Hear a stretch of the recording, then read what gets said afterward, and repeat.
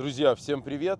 Сейчас поговорим о том, как продвигаются переговоры о мире между США, Украиной и Россией. Появились новые обстоятельства и на стол положили Запорожскую атомную электростанцию. Супер важный для нас вопрос. Не забудьте подписаться на канал, жмите лайк, комментируйте. Начали.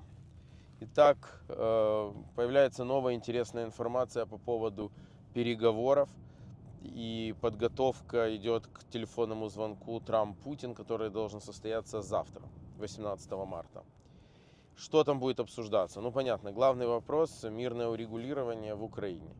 Трамп прокомментировал, что обсуждаются территории, разделение активов и электростанции. Послушайте. It's a lot of land. It's a lot different than it was before the wars, you know. And we'll be talking about land. We'll be talking about power plants. That's up, you know, that's a big question. But I think we have a lot of it already discussed very much by both sides. You'll ask him. Ukraine and Russia. You'll ask him. We're already talking about that, dividing up certain assets. Yeah, and they've been working on. Могу вам сказать, что из моих источников мне известно, что речь идет не о каких-то электростанциях, а конкретной Запорожской атомной электростанции, крупнейшей атомной электростанции Европы. И это действительно крупнейшая атомная электростанция Европы.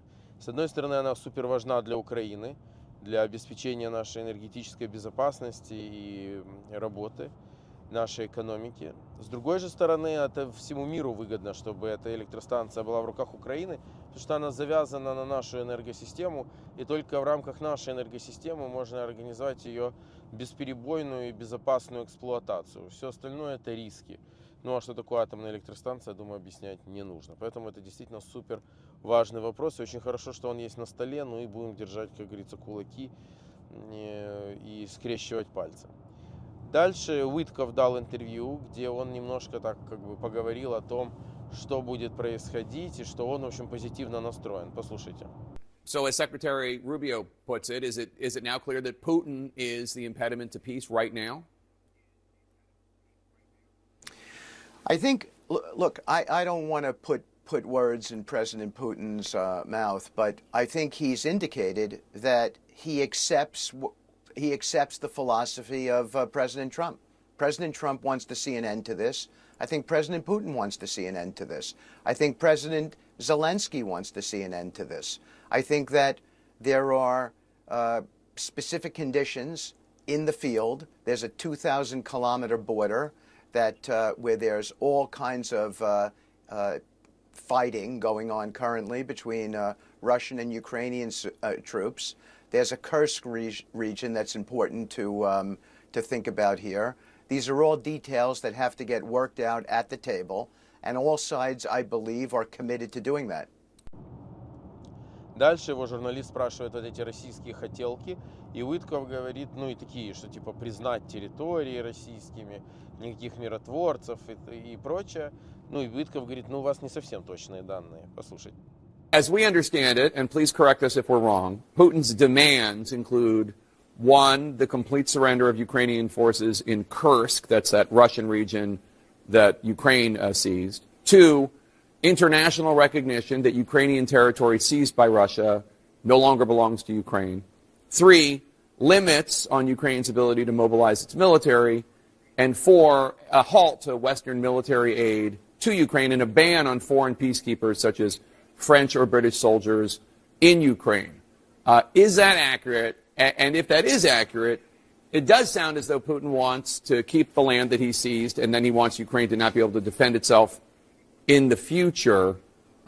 Is Trump worried that accepting these conditions might just set the stage for another Russian invasion of Ukraine? Jake, I would not call your description entirely accurate.